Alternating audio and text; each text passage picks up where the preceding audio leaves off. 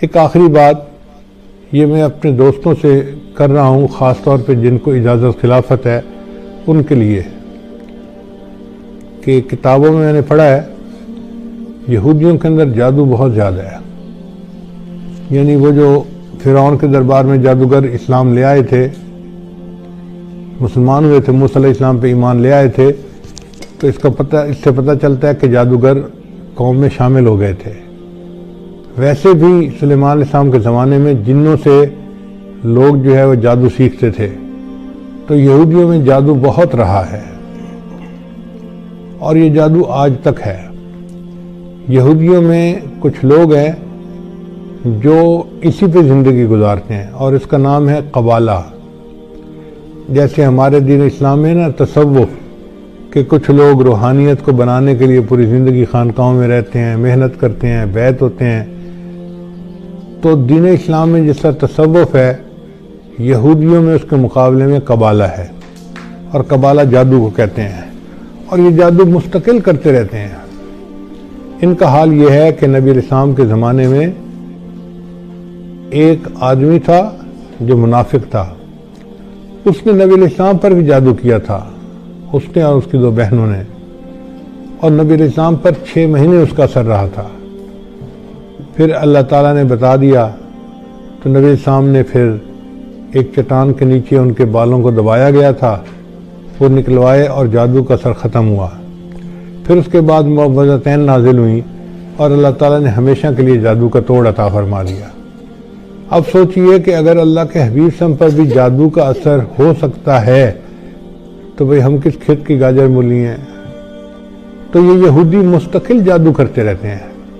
کتاب میں لکھا ہوا تھا کہ ان کے جادو کرنے والوں نے بتایا کہ جب خلافت عثمانیہ کو توڑنا تھا تو ایک ایسا یہودی تھا کہ جس کو مستقل انہوں نے جادو کے لیے بٹھا دیا تھا. جب تک خلافت عثمانیہ ٹوٹ نہیں گئی وہ اپنی جگہ سے ہلتا نہیں تھا. یعنی اس کی مثال ایسے ہے کہ جیسے ذیلی جماعت والے گشت کے لیے نکلتے ہیں نا، تو ایک جماعت کو ذکر کے لیے بٹھا جاتے ہیں، بھئی جتنی دیر ہم گشت کرتے رہیں گے آپ اللہ اللہ کرتے رہنا، برکت رہے گی. یہودیوں کا یہی حال ہے کہ وہ جب کوئی کام کرنا چاہتے ہیں تو کسی کو جادو کے لیے بٹھا دیتے ہیں. تو اگر وہ جادو کے لیے اس طرح بٹھا دیتے ہیں اور کرتے رہتے ہیں تو اس وقت جو روحانیت کے میدان میں آگے بڑھنے والے لوگ ہیں ان کے اوپر ذمہ داری عائد ہوتی ہے کہ وہ ان کے جادو کا توڑ کریں. اور ان کے جادو کا توڑ 2 ہی طریقوں سے ممکن ہے. ایک تو جو حفاظت کا حصار بتایا گیا ہے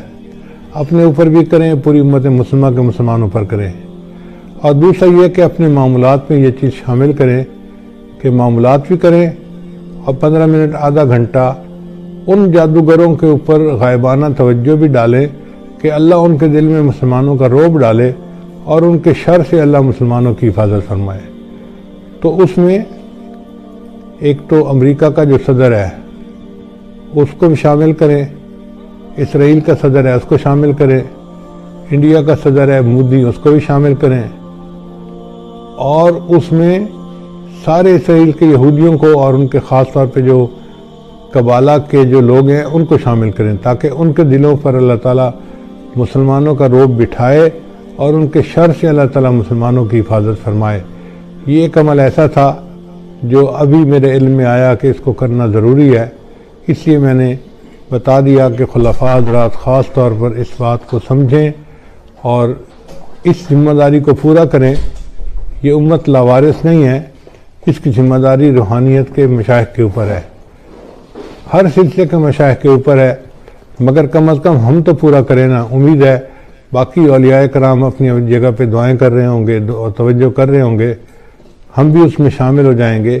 تو اللہ تعالیٰ ہمیں ان کے شر سے محفوظ فرمائے اور اسلام کو اللہ تعالیٰ پھر عظمت کے دن عطا فرمائے.